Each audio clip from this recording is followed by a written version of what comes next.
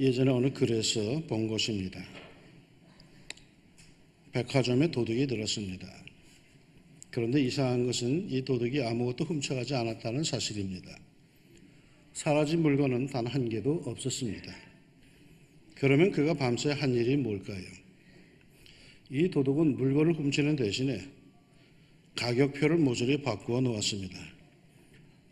75만 원짜리 카메라에는 5천 원짜리 장난감 가격표를 붙이고 수백만 원 하는 명품 가방엔 7천 원짜리 가격표를 붙이는 등 백화점 안의 모든 상품에 이런 짓궂은 장난을 쳐놓았습니다. 이튿날 말도 안 되는 상황이 백화점에서 일어났습니다. 직원들이 출근했고 손님들이 쇼핑을 시작했습니다. 그렇게 4시간이 지나갈 때까지 아무도 사태를 제대로 파악하지 못했습니다. 4시간, 그 시간 동안 횡재를 한 손님도 있고 바가지를 쓴 손님도 있었습니다. 그럼에도 불구하고 무려 4시간 동안 가격이 전부 바뀐 사실을 아무도 눈치채지 못했습니다. 믿기 어려운 일이죠. 그러나 매일같이 우리 눈앞에서 벌어지고 있는 일입니다. 왜곡된 가치체계가 우리 사회를 오도하고 있습니다. 인생에서 가장 중요한 것들이 푼돈에 팔리고 싸구려는 수백만 원, 수천만 원을 호가하는 진풍경이 매일같이 벌어지고 있습니다. 아무리 진실하고 성실하고 신령해도 돈이 있고 명예가 있어야 성공한 인생이라고 하지 그런 게 없으면 무능하기 짝이 없다고 그렇게 평합니다. 제가 신학교 시절뿐만 아니라 졸업한 후에도 목회는 성실하게 해야 한다고 시류를 따르지 않고 오직 말씀만 하나님께만 주목하라고 괜히 성장지향적으로 성공 한탕주의 목회를 하지 말고 작더라도 성실하게 목회해야 한다고 그렇게 배웠고 교인들도 그런 목사님들을 원한다고 배웠습니다. 그런데 현실은 작은 교회 목사라고 하면은 거들떠도 보지 않습니다. 쇼맨십과 정치수를 발휘하여 매스컴을 타고 좋은 차를 타고 다니는 이들을 성공한 목회자라고 대우합니다. 전국 장로 수련회가 매년 여름 경주에서 열립니다. 우리 교단 산하에 많은 교회들 장로님들이 참여하고 있죠. 그런데 그 장로 수련회에서는 종종 설문조사를 하는데 한국에서 가장 존경하는 목사님을 쓰라 했더니 누가 됐는지 아십니까? 강동구 명일동의 명성이 자자한 큰 교회 목사님을 가장 존경한다고 한국교회 장로님들이 선정을 했습니다. 어려운 환경에서 교회를 지켜가기 위해 애쓰는 자기 교회 목사님을 존경하는 것이 아니라 매스컴을 타고 유명세를 타고 후원을 팍팍 해주는 돈 많은 그런 대형교회 목사님을 가장 존경한다고 합니다. 입만 열면은 소신껏 목회하는 목사님이 중요하죠. 말을 하면서도 마음속으로는 그러한 대형교회 목사님들을 선호하고 있다는 증거입니다. 자기가 그분을 직접 경험해 보지도 않고 말입니다. 연예인들 바라보듯이 그렇게 존경한다. 그건 존경의 차원이 아니라 좋아하는 거겠죠. 그러기에 그분이 지금은 아들에게 교회 대물림을 강요하여서 한국교회를 병들게 하고 우리 교단을 혼란에 빠뜨리고 있습니다. 그렇게 고생해서 크게 교회를 성장시키고는 남 주기 아까워서 아들에게 주겠다는 거죠. 그리고 한국교회는 이런 분들을 세속화되고 물량화된 교육자들을 그렇게 교회를 대형적으로 키운 이들을 존경한다고 입을 모으고 있는 형편입니다. 존경, 리스펙트가 뭔지 모르는 분들 같습니다. 존경과 재물은요, 공존하기 힘들죠. 뭔가 우리들의 가치체계가 병이 들었고 우리들이 보고 있는 것에 문제가 생겼습니다. 외국 영화제에서 상 받았다고 하는 우리나라 영화들을 보고 있노라면 어떨 때는 참으로 괴기스럽게 짝이 없다는 느낌이 듭니다. 인간의 본성을 자극하고 순수한 감정을 제대로 표현한 영화라고 사람들이 몰리는데 그 내용과 장면을 보고 있노라면 어떻게 저렇게 추하게 인간을 표현할 수 있을까 싶습니다. 어떤 것은 잔인하기 이를 데 없습니다. 스릴러, 그 스릴을 즐기기 위해서 당하는 피해자들의 가치는 바닥을 칩니다. 손가락, 발가락이 잘리고 팔다리가 무참히 잘려나가고 피가 지저분한 바닥에 흥건하고 사체들은 부대자루에 쑤셔넣고 칼로 찌르고 도끼로 내리치고 순진하고 나약한 인간을 기상천외한 방법으로 무참히 살해하는 잔인함을 예술적으로 영상미를 잘 살려 표현했다고 커다란 상을 주고 명예를 줍니다. 그리고는 그걸 모방하여서 잔인한 살인 범죄가 사회 구석구석에서 일어납니다. 그러면 사회에서는 인간이 어떻게 이렇게까지 잔인해질 수 있느냐고 난리를 치고 심리적인 배경, 사회적인 배경을 따지긴 합니다. 자기들이 박수를 치고 자기들이 엄청난 명예와 돈을 주어 그런 영화와 그런 문화를 만들어내고는 말이죠. 정말이지 우리들에게 소중한 것이 뭡니까? 우리는 인간으로서 붙잡아야 할 것을 제대로 붙잡고 있으며 제대로 가치를 부여하고 있습니까? 심리적이고 정신적이고 영적인 도덕이 들어와서 우리들의 가치 체계를 다 뒤집어 놓았습니다. 가치 있는 것을 무가치하다, 무가치한 것을 가치 있다 하고, 비열한 것을 용기 있다 하며, 성실한 것을 무능하다 하고, 쓰레기 같은 것을 예술이라 하고, 아름다운 것을 시대에 뒤떨어졌다 합니다. 폭력적 폐표적인 것을 멋있다 하고, 순수하고 순박한 것을 촌스럽다 합니다. 순간의 쾌락과 오락을 위해서는 엄청난 돈을 쓰면서 영혼의 평안을 위해서는 인색하기 짝이 없습니다. 예수님께서 거라사 지방을 가셨는데 거기서 한 더러운 귀신 들린 이를 만났습니다. 이 사람은 무덤 사이에 거처하는데 얼마나 그 광기가 사나웠던지 아무도 그를 제어할 수가 없었습니다. 예수님께서 그 귀신 들린 이를 향하여 물었습니다. 네 이름이 무엇이냐?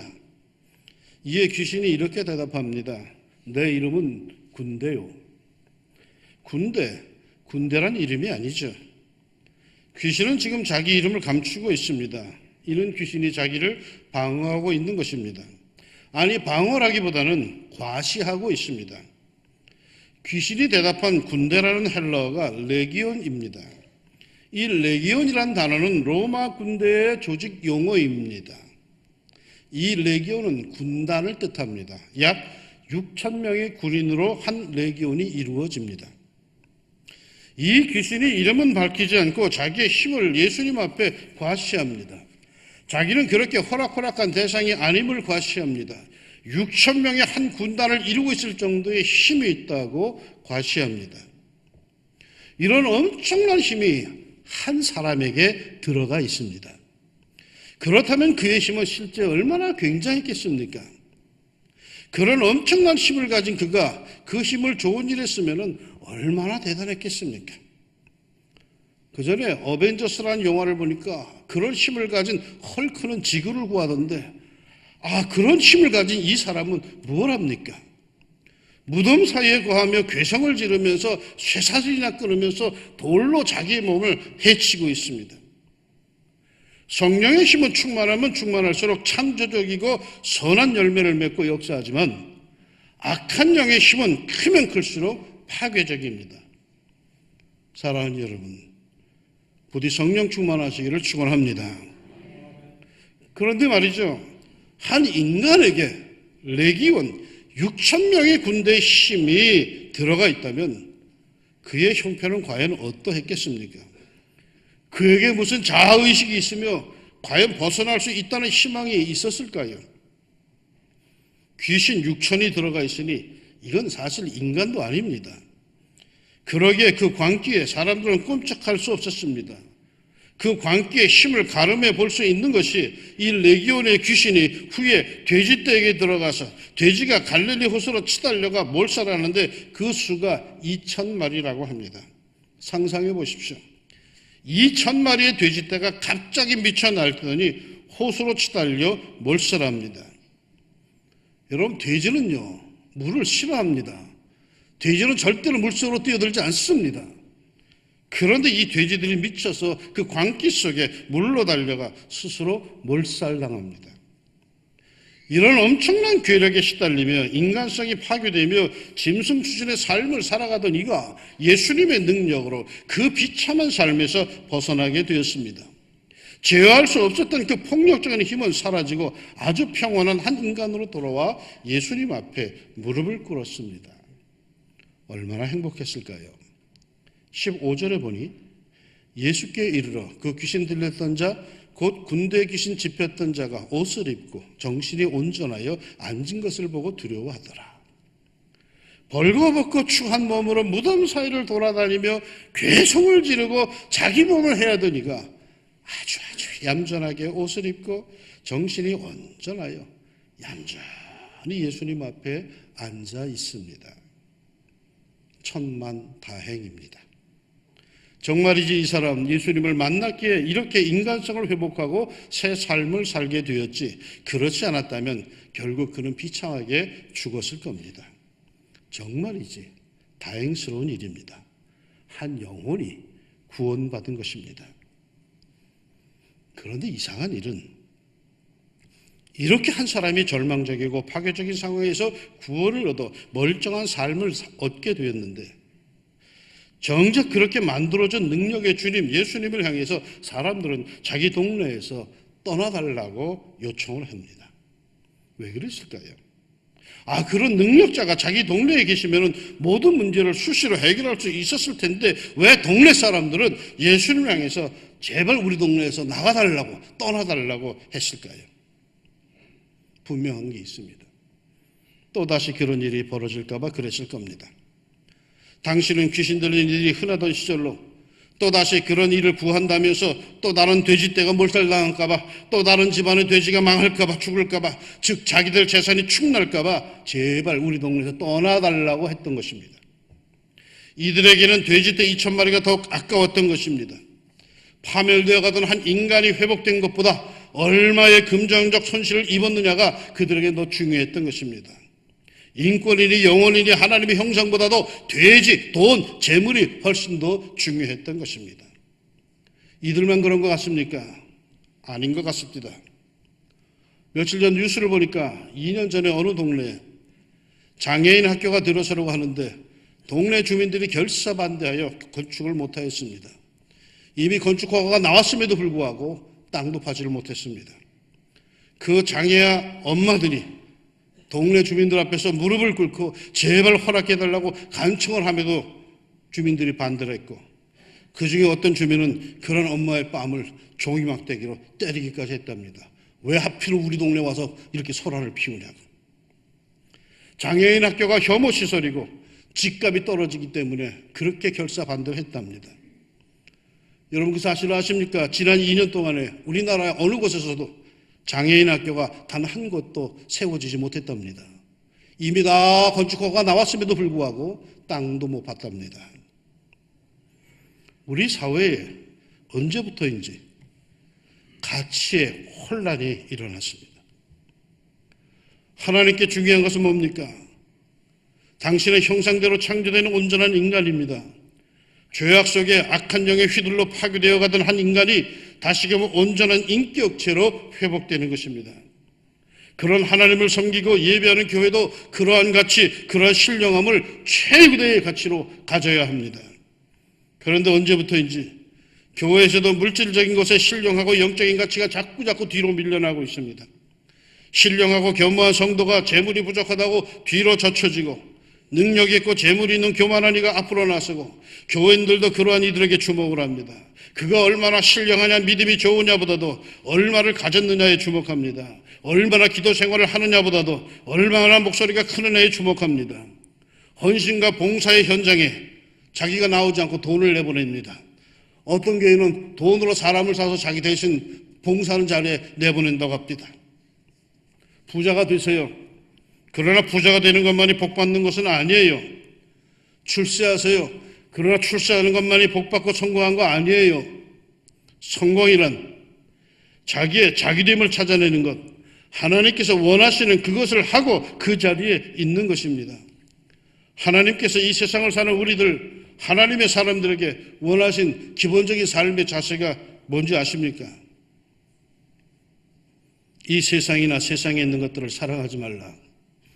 누구든지 세상을 사랑하면 아버지의 사랑이 그 안에 있지 아니하니 이는 세상에 있는 모든 것이 육신의 정욕과 안목의 정욕과 이생의 자랑이니 다 아버지께로부터 온 것이 아니요 세상으로부터 온 것이라.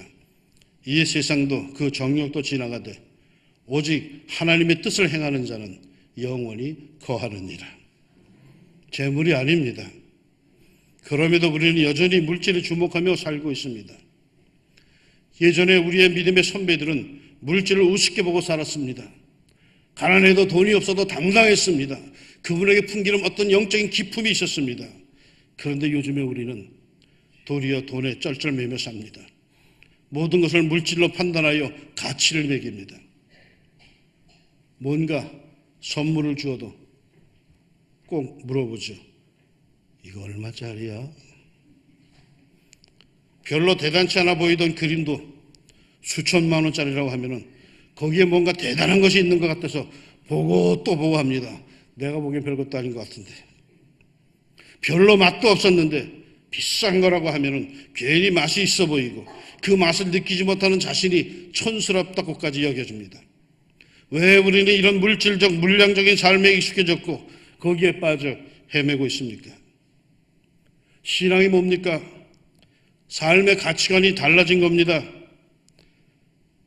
그러나 무엇이든지 내게 유익하던 것, 내가 그리스도를 위하여 다 해로 여길 뿐더러 또한 모든 것을 해로 여김은 내 주 그리스도 예수를 아는 지식이 가장 고상하기 때문이라.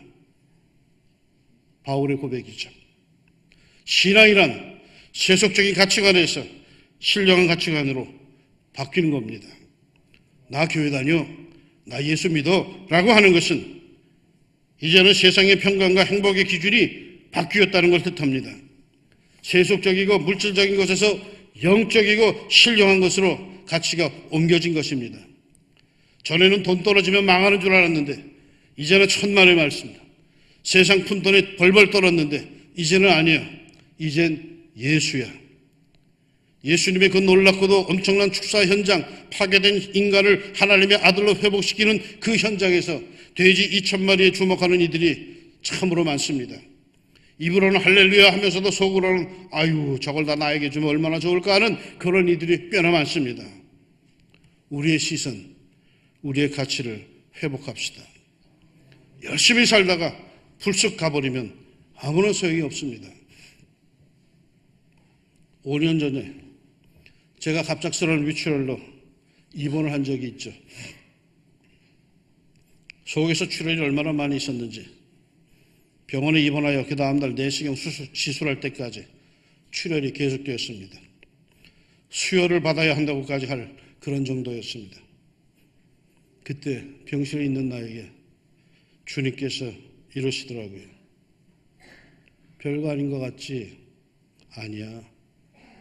넌 이번에 죽은 거였어. 그런데 이렇게 갑작스레 죽고 나면 정작 너에게 뭐가 중요하겠니? 그렇습니다. 갑자기 세상을 떠나면 그토록 애달바 하던 것들이 아무런 소용이 없습니다. 그 감독이 오는 순간에 그토록 나를 짓누르던, 나에게 스트레스를 주던, 나를 괴롭히던 내 속에 있던 그 많은 사람들, 그 많은 일들이 참 어처구니 없더라고. 가면 아무것도 아닌데 내가 왜 그거 갖고 이렇게 고민을 했을까? 내가 왜 그것 때문에 내 몸을 이렇게 학대했을까? 내가 그렇게 집착하던 것들이 오늘 갑자기 떠나면은 아무 소용이 없는 거예요. 그냥 놓고 가는 거죠. 다 두고 빈손으로 하나님 앞에 설 텐데 여러분 그때 뭐가 중요하겠습니까? 예수밖에 없습니다. 하나님께서 나를 붙드시기에, 나를 불쌍히 보시기에 이렇게 아웅다웅하며 별거 아닌 것 같고 다투며 살지, 하나님께서 나를 부르시면 나는 그냥 쓸려가는 인생입니다. 항변도 못합니다. 모세가 시편 90편에서 이렇게 고백을 합디다. 주께서 사람을 티끌로 돌아가게 하시고 말씀하시기를 너희 인생들은 돌아가라 하셨사오니 주의 목전에는 천년이 지나간 어제 같으며 밤의 한순간 같을 뿐이니이다. 주께서 그들을 홍수처럼 쓸어가시나이다. 그들은 잠깐 자는 것 같으며 아침에 돋는 풀 같으니이다. 푸른 아침에 꽃이 피어 자라다가 저녁에는 시드로 마르나이다. 우리는 주의 노에 소멸되며 주의 분내심에 놀라나이다. 우리의 모든 날이 주의 분노 중에 지나가며 우리의 평생이 순식간에 다하였나이다. 가치체계를 바로 세웁시다. 이 뜬구름 같은 세상에서, 이 쓸려가는 세상에서 정말 뭐가 중요합니까? 도둑이 가격표를 다 바꾸어 버렸습니다.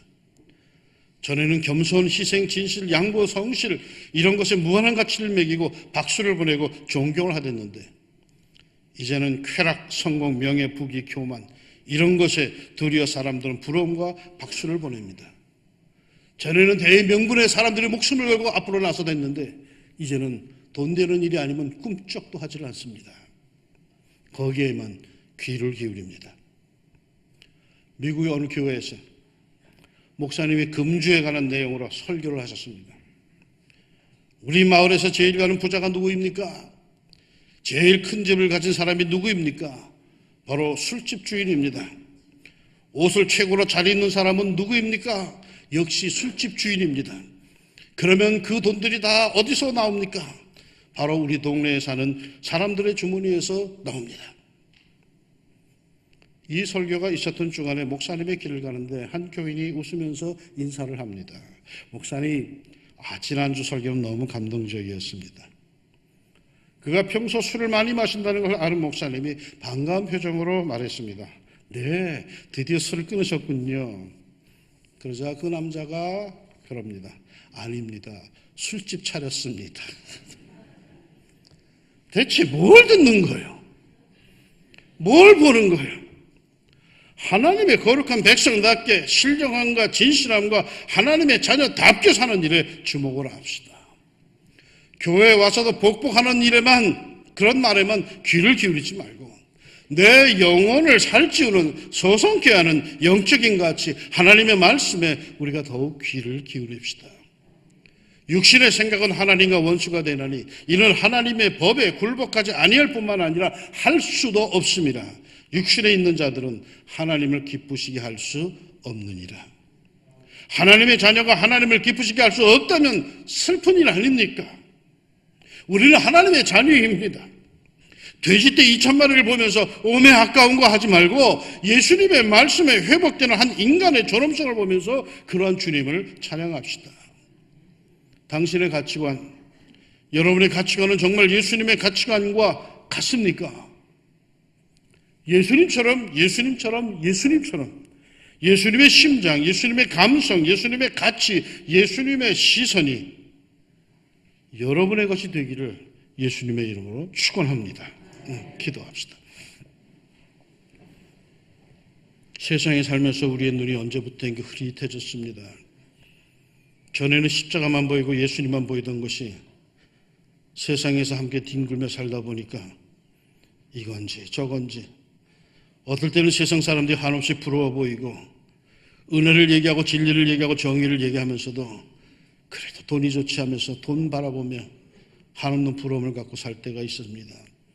주님, 이 세상에서 하나님의 자녀답게 우리의 가치관 바로 세우게 하여 주옵소서. 비록 돈 없이 살 수 없는 세상이라 할지라도 그래도 하나님, 우리의 중심에는 하나님의 말씀이 있게 하여 주시고 하나님께서 인정해 주시는 의인으로 살게 하여 주옵소서. 이 세상이 가치의 혼란이 일어났습니다. 무엇이 옳은지를 잘 모르겠습니다. 이럴 때 예수 믿는 사람들, 하나님의 거룩한 사람들, 바른 인생관, 바른 가치를 갖고 살게 하여 주시자. 세상 사람들이 우리들에게 기대어 올 때 어떻게 살아야 되느냐고 할 때에 바른 것을 보여줄 수 있는 하나님의 사람들로 살아가게 하여 주시옵소서. 세상이 우리를 부러워하게 하옵소서. 우리가 세상을 부러워하지 않게 해주시고 세상이 나를 바라보고 한없이 부러워하는 예수의 사람, 예수님처럼 그렇게 살다가게 하옵소서. 예수님 이름으로 기도합니다. 아멘.